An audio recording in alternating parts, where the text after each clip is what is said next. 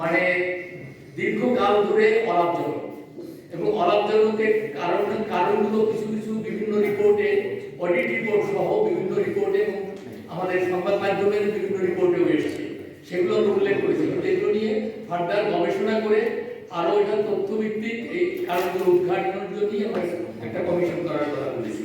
আমরা দেশি উৎপাদককে নিরুৎসাহিত করার কথা বলি নাই। আমরা স্ট্যাটিস্টিক্স দিয়ে বলেছি যে 22 লক্ষ টন হচ্ছে আমাদের মানে কম বেশি 22 লক্ষ টন হচ্ছে আমাদের চিনির চাহিদা বাৎসরিক।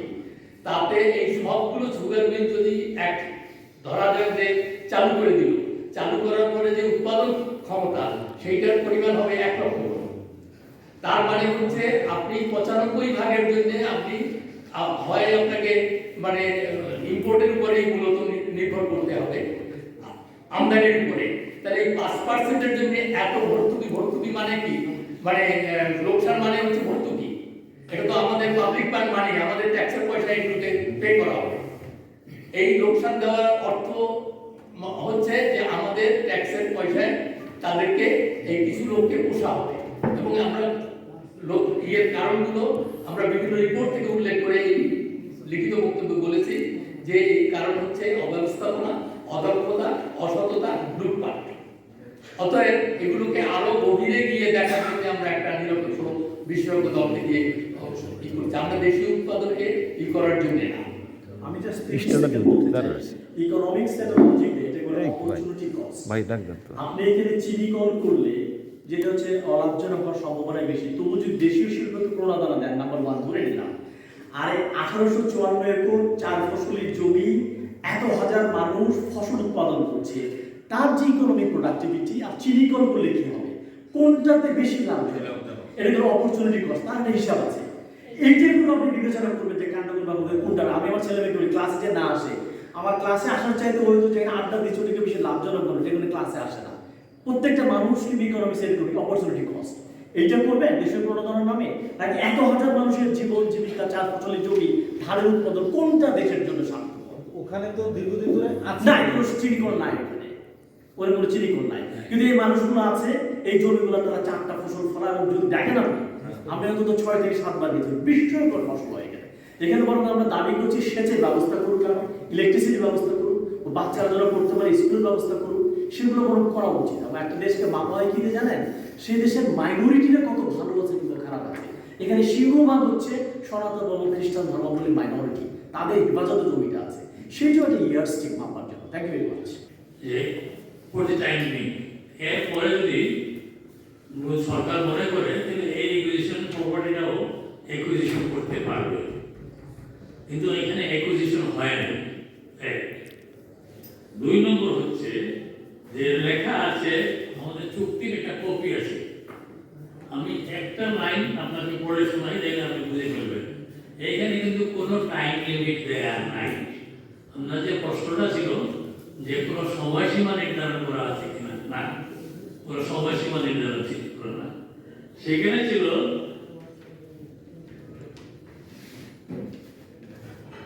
as a result of examination, it is decided that the land shall not be acquired for the aforesaid purpose. The state corporation shall surrender the land to the provincial government. And again, they will examine the question of the acquisition. এটা হলো আগের কথা। তারপরে যদি acquired না করা হয়, then that shall be surrendered to the provincial government for its release. তার মানে রিলিজ করার জন্য এটা দেওয়া হয়েছে। তো আমাদের কথাটা হচ্ছে, if it is not used for the purpose is been requisition, and when it has not been acquired till today, the government is bound by its own agreement and the law. যে আইন আছে সেই আইন দ্বারা bound to restore the possession and position of the land to the original owner or their heirs. এইটাই হচ্ছে বড় কথা। এর মধ্যে কোনো সময়সীমা নেই। সময়সীমা না থাকাটা একটা দুর্বলতা মনে হচ্ছে, মানে অন্য পক্ষের হাতেও অস্ত্র আছে যে না, সময়সীমা না থাকাটা দুর্বলতা না। আপনি আমার এখন একটা প্রশ্ন করি রাখুন, আমার কাছ থেকে আমি একটা জিনিস নিলাম ফর দি টাইম বিং, আমার কাজ শেষ হওয়ার পরে যদি আমি না দেই, আমি তো তখন কি হয়ে যাব? বরং উল্টো দিতে হবে। আপনি এমনি কাণ্ডজ্ঞান ব্যবহার করে আমার নির্বাচনের সময় পুলিশ একটা মাইক্রোবাস রিকুইজিশন করে নির্বাচনের 7 দিন আমার গাড়ি কিন্তু নিয়ে নিতে পারে। তো নির্বাচন হয়ে গেল তখন তো আমার গাড়িটা সঙ্গে সঙ্গে ফেরত দিতে হবে। টাইমিং মানে এটা অনন্তকাল হতে পারে না, খুব সাময়িক সময়ের জন্য। রিকুইজিশন হয়ে গেছে, নির্বাচন শেষ, ফেরত দিয়ে দেবে। আগেই দেওয়া উচিত ছিল, বরং দেয় যে নাই এইটা বরং খারাপ হয়েছে। যদি আমি নিয়ে ফেরত না দেই সময়ের মধ্যে, বললাম 7 দিনের মধ্যে ফেরত দেবো, আর যদি না দেয় তাহলে তো আমি 14 দিন অপরাধী হবো, সহ ফেরত দিতে হবে। because I am possessing your property without your permission, তাই না? রিকুইজিশন মানে the purpose for the time being. Time being মানে হচ্ছে সাময়িক সময়ের জন্য, অনন্তকাল হতে পারে। আমার মনে হয় প্রশ্নগুলো যেটা করেছেন সেটা খুব ভালো। আরেকটা ছিল যেটা হচ্ছে আইনি কোনো ব্যবস্থা। না, সেটা আমি আসছি। আমরা এটা এই মুহূর্তে আমরা চিন্তা করছি না। আমাদের প্রথম হলো যে সবগুলো প্রশ্নের সাথেই মিলে আমি একটুখানি বলতে চাচ্ছি যে আমরা সার্বিক চিত্রটা নেবে। আমরা এগুলো খুব স্পষ্টভাবে বলা হচ্ছে, কিন্তু আমাদের মূল বিষয় যেটা রয়্যাল যেটা বলেছে, সার্বিক বাংলাদেশের প্রেক্ষিতে আমাদের কোনটা সবচেয়ে বেশি জরুরি। আমরা খাদ্য সম্পূর্ণতা, জনগণের অংশগ্রহণ এবং তাদের ওখানে নিয়ন্ত্রণ, আর তারা যেন তাদের নিজেদের ফসল উৎপাদন করতে পারে, তাদের এলাকার উপর, তাদের জমির উপর তাদের দখল থাকতে পারে, তাদের নিয়ন্ত্রণ থাকতে পারে, তারা ওখান থেকে সবচেয়ে বেশি, তারাও ওই এলাকার লোকের সবচেয়ে বেশি তারা উপকৃত হবে, এবং জাতীয় পর্যায়েও আমার খাদ্য সম্পূর্ণতা আমি আনতে পারবো। এইটা আমার চিনি উৎপাদন ভার্সেস সার্বিক উৎপাদন এবং সার্বিক দেশের সকল মানুষের সার্বিক সুবিধা দেখতে হবে একসাথে। আমরা কোনো জিনিস এককভাবে সিঙ্গলি দেখতে চাচ্ছি না, আমরা একটা টোটালিটিতে দেখতে চাচ্ছি। আমরা কিন্তু ইন্ডাস্ট্রির বিরুদ্ধে না, আমরা উৎপাদনের বিরুদ্ধে না, কিন্তু আমরা যেটা আমাদের আলোচনায় আসছে, দেখায়ও আসছে, অনেক বছর ধরে,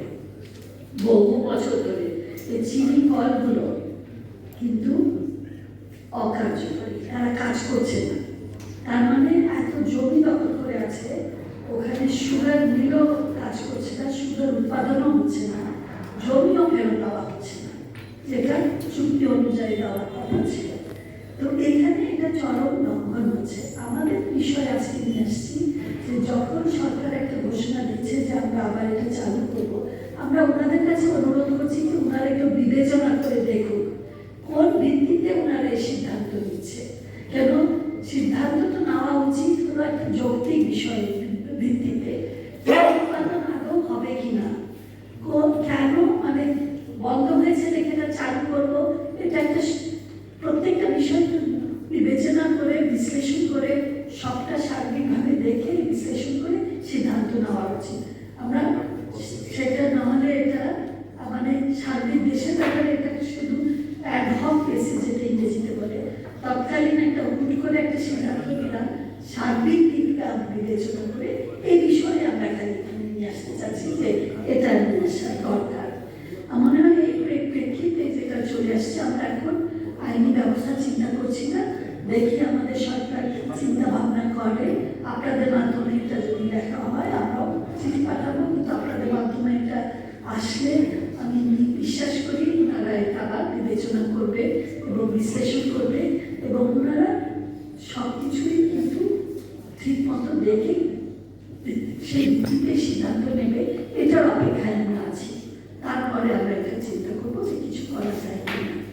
আর আমি যেটা বলতে চাচ্ছি যে আমাদের এখানে আমরা বার্তা সুগার মিলস, যেটা হলো যে রংপুর সুগার মিলস নিয়ে আমরা সবচেয়ে বেশি উদ্বিগ্ন। কেন ঠিক ঘটনার পরপরই আমরা সবাই এখানে যারা আছি আমরা গেছিলাম, ওনাদের সাথে আমরা আন্দোলনের সাথে আছি এবং দেখছি যে ওখানে সবচেয়ে বেশি ক্ষতিগ্রস্ত হচ্ছে মানে ওখানকার আদিবাসীরা, যারা সবচেয়ে বেশি আর কি ওখানে জমির মালিক ছিলেন, এটা তাদের জমি নেওয়া হয়েছে। কিন্তু এটা কিন্তু যে ডকুমেন্টটা দেখানো হয়েছে, ডকুমেন্টে বেশ স্পষ্ট করে বলা হয়েছে আমাদের আইনজীবী গাইবান্ধা যিনি আসছেন ওনাকে সরি একটু কম বলতে দেওয়া হয়েছে, আমার সময় আর একটা প্রোগ্রামে যেতে হচ্ছে তারপরে।